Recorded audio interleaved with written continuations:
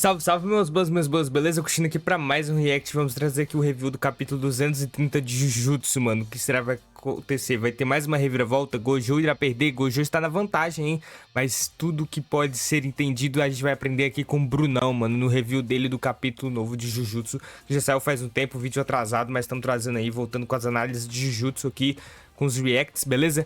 Então, sem muita enrolação, bora pro react. Beleza, galerinha? Vamos começar em 3, 2, 1 e... Play. Satoru Gojo quase é morto por Sukuna, Depois de mas tanto por usar a sorte, sua o mais expansão forte de prevaleceu. domínio, Satoru Gojo chega ao seu limite e fica incapaz de usar a sua técnica mais poderosa. Mas quando todas as probabilidades indicavam o fim do feiticeiro mais forte, Sukuna também fica impossibilitado de expandir o seu domínio depois de sentir os efeitos de ter sido exposto ao vazio ilimitado. E agora, os dois partem para o segundo round da batalha final no capítulo 230 de Jujutsu Kaisen.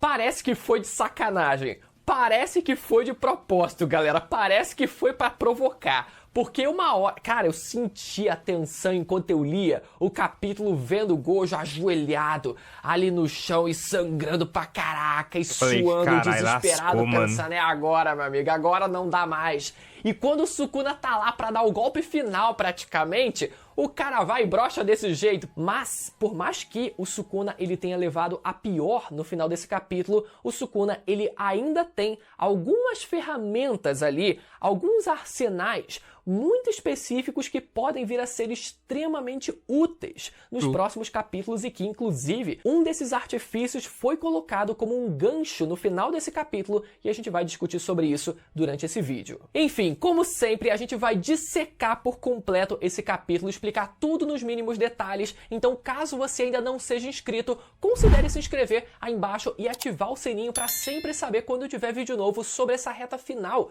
do mangá de Jujutsu. Vou ficar feliz pra caraca e dessa forma você ainda contribui com a expansão desse canal. Olha só que coisa boa, né? Inclusive é melhor o Gojo ganhar logo do Sukuna, porque o meu platinado tá quase indo embora, meu amigo. Tá quase indo embora, igual a energia desse povo todo. O capítulo começa com a Mei Mei e os estudantes dando aquela recapitulada básica sobre quem é o Mahoraga, sendo esse o Shikigami do filho prodígio do clã Zenin, que possui a habilidade de se adaptar a qualquer ataque. E o Itadori indignado, né, se perguntando se ele já havia se adaptado até ao vazio ilimitado. Já na página seguinte, vemos a perspectiva dos próprios corvos que estão transmitindo a batalha e que são controlados pela própria Mei Mei, sendo essa a técnica inata dela para refrescar a memória de vocês. Eu vou dizer para vocês, inclusive, que demorou bastante para eu começar a curtir e simpatizar sequer com o visual do Mahoraga no mangá. Só na luta do Sukuna contra Yorozu mesmo que eu comecei a simpatizar um pouquinho. Eu achei da hora. Ver esse quadro que a gente teve dele sendo invocado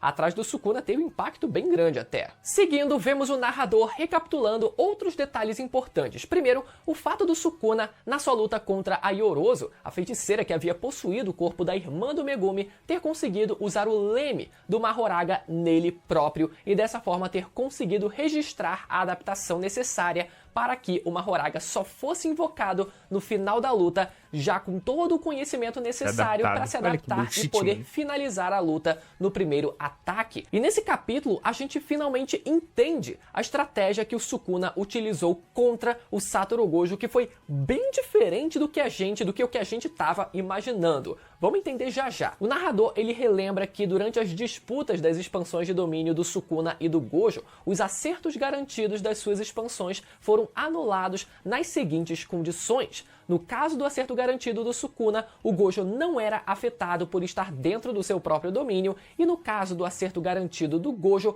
tudo além do próprio Sukuna dentro do domínio, ou seja, teoricamente, só o Sukuna estaria suscetível ao acerto garantido da expansão do Gojo, isso porque o próprio Sukuna havia cancelado o efeito do seu acerto garantido em troca de gerar cortes ainda mais poderosos do lado de fora da expansão do Gojo. Isso a gente já entende dos capítulos passados. Só que, pelo visto, outra pessoa, além do Sukuna, também estava suscetível ao acerto garantido da expansão do Gojo.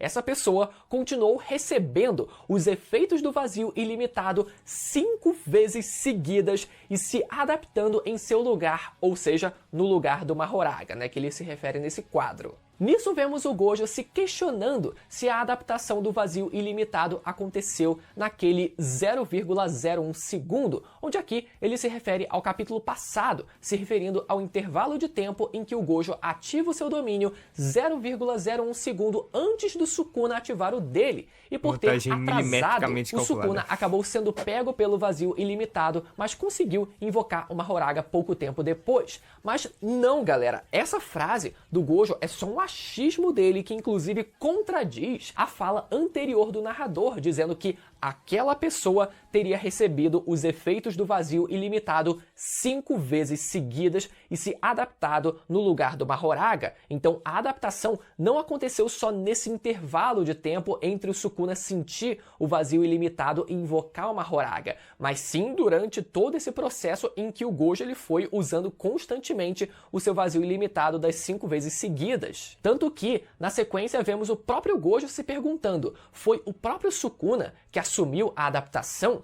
Não, quem assumiu a adaptação foi, e antes da revelação, temos uma cena muito rara, inclusive, de uma perspectiva em primeira pessoa, do Gojo usando os 6 olhos no Sukuna e o Mahoraga logo atrás. A gente pode ver a imagem meio embaçada ali. E finalmente, o Gojo percebe que quem foi o responsável pela adaptação foi a alma do próprio Megumi. E detalhe que nessa hora a gente vê a roda do Mahoraga acima do Megumi, sendo que a gente viu, né, que a roda nesse momento se encontra com o próprio Mahoraga, então essa meio que seria uma imagem mais simbólica, onde o Gojo estaria imaginando o que teria acontecido. Então, olha só que louco o que o Sukuna ele foi capaz de fazer aqui. A gente viu, né, anteriormente na luta contra a Yorozu que o Sukuna ele foi capaz de pegar o Dharma do Mahoraga e usar nele próprio para que durante a batalha entre o próprio Sukuna e Yorozu ele pudesse registrar as adaptações necessárias para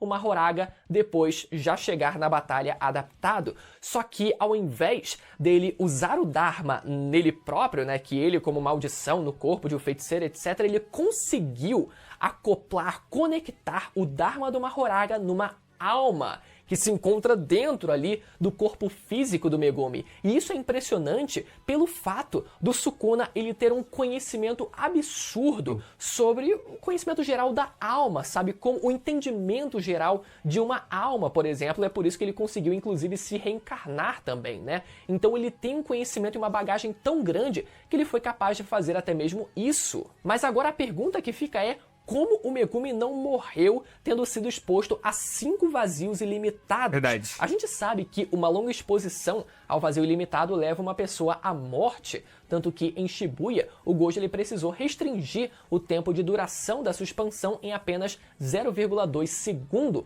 para não causar danos permanentes, né, em todos aqueles civis que estavam presentes. E a resposta que eu vejo para isso talvez seja pelo Megumi, no momento, não ter um corpo físico ele próprio, tipo, seu corpo, ele está sendo usado pelo Sukuna, enquanto o Megumi ele segue vivendo apenas como uma alma habitando aquele corpo. Então, ao meu ver, não teria risco do Megumi ele sofrer os efeitos colaterais de uma exposição como essa ao vazio ilimitado, mas ao mesmo tempo é bem possível que ele ainda assim tenha de fato recebido todos os estímulos sensoriais e informações que o vazio ilimitado de força absorver. Mas como eu falei, por ele nesse momento não ter um corpo físico, né, ele próprio, talvez ele não sofra os efeitos colaterais, mas tudo ainda no campo teórico, né? No momento, a única certeza que a gente pode ter é de que até quando o Megumi não está lutando, ele continua apanhando até do próprio professor, né? Não tem frase do Rocky Balboa nesse caso que salve esse pobre coitado. Quanto você aguenta apanhar, meu amigo? O cara não aguenta mais apanhar, sendo sincero. Seguindo, vemos então o Sukuna retornar o Mahoraga para as sombras, o que foi bem broxante, né, ver que a participação do Mahoraga se resumiu a ele quebrar uma única vez o vazio ilimitado. Tipo, era pro Mahoraga ir pra cima do Gojo nesse capítulo com tudo e terminar de arregaçar ele. Tipo, era a hora da gente ver o monstro em ação. E aqui vocês até podem me dizer: ah, mas é que agora o Sukuna ele já tá adaptado, ele não precisa mais do Mahoraga.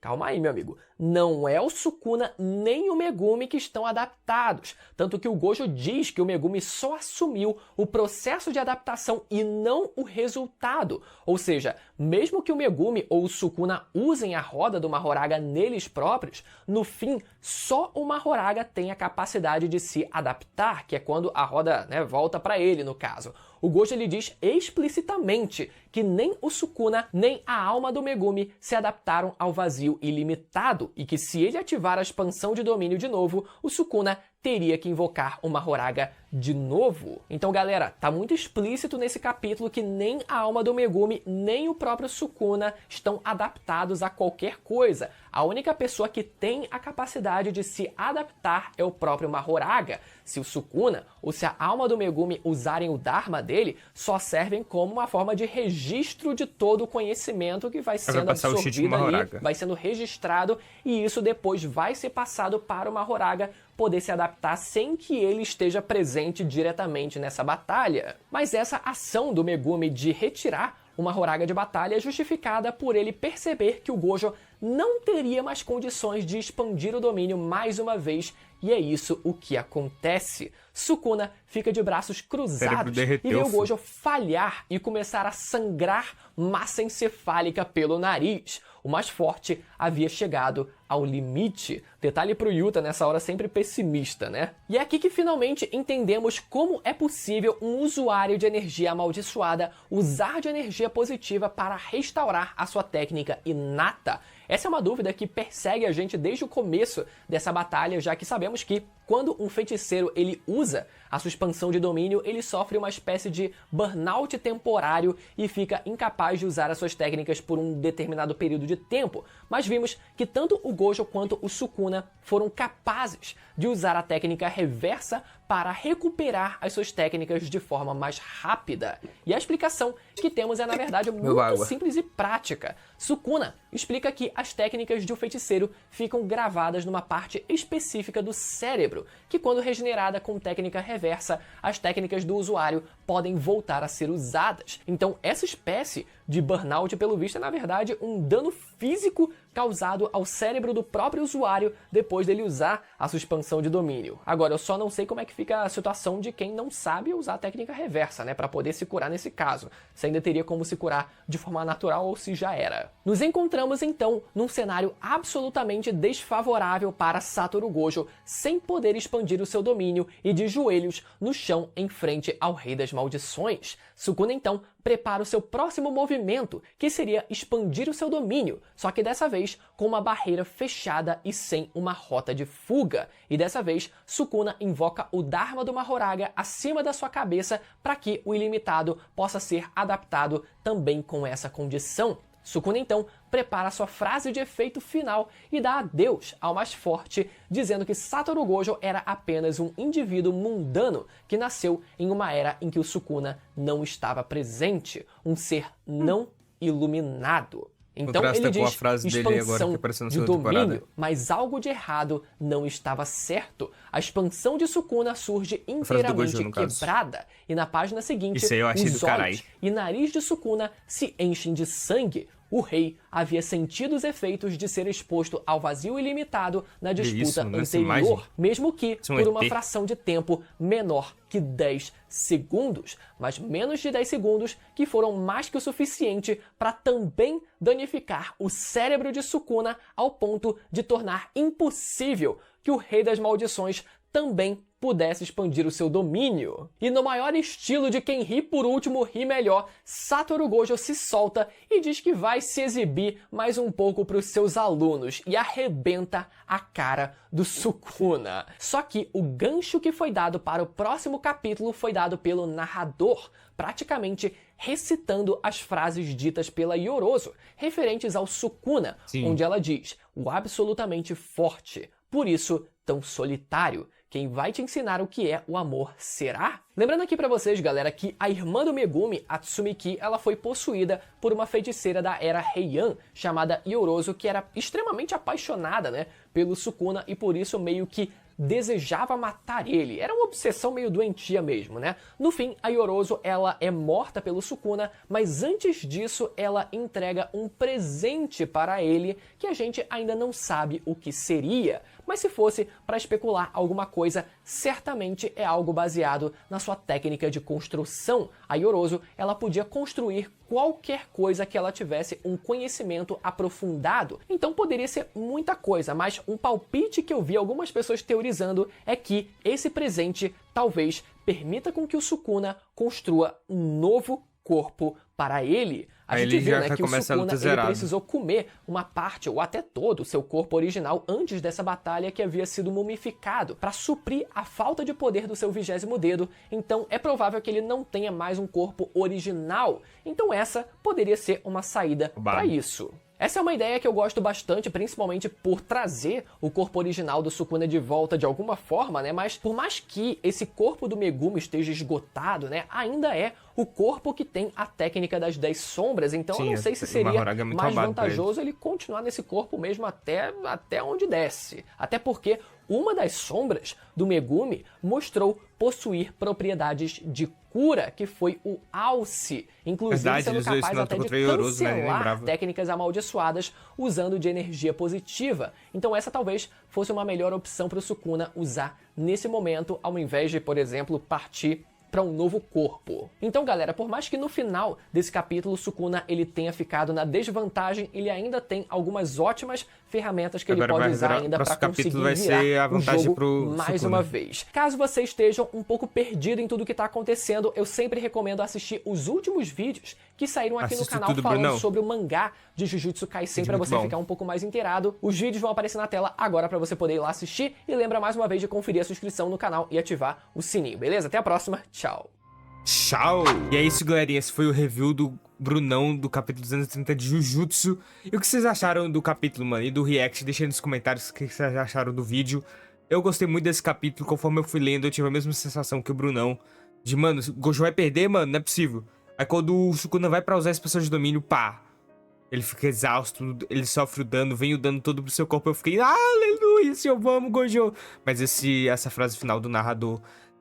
citando novamente aquela frase quando ele luta contra a Yorozu Sukuna sobre quem vai ensinar o amor pra ele. No caso, quem vai ensinar pra ele o que é ser um igual, né? Porque a Yorozu não era uma equiparada ao Sukuna, né? O Sukuna não se sentia desse jeito com ela. Mas o Gojo é um equiparado a ele. Então quem vai ensinar o que é amor, o que é a força, o que é... então é assim que é uma luta. É o Gojo, e já tá ensinando, né? Então, no caso, isso pode vir a ser uma vantagem pro Sukuna, graças ao... Nem lembrava do presente, do poder que ela pode ter dado pro Sukuna no final da luta deles. Então, isso vai ser interessante de se ver no próximo capítulo, que acredito eu que tenhamos capítulo essa semana. A semana que vem, eu acho que não teve pausa. Mas enfim, espero que vocês tenham gostado do vídeo, viu, galerinha? Se inscreva aí, ativa o sininho, deixa o like pra ajudar a gente no engajamento, só agradece. Link do vídeo já aqui na descrição, minhas redes sociais também. Comenta aí qualquer coisa pra ajudar nós, valeu. Vídeo passando sua telinha agora e cards, se vocês gostaram do conteúdo e quiserem ver mais. Então até uma próxima, valeu, falou.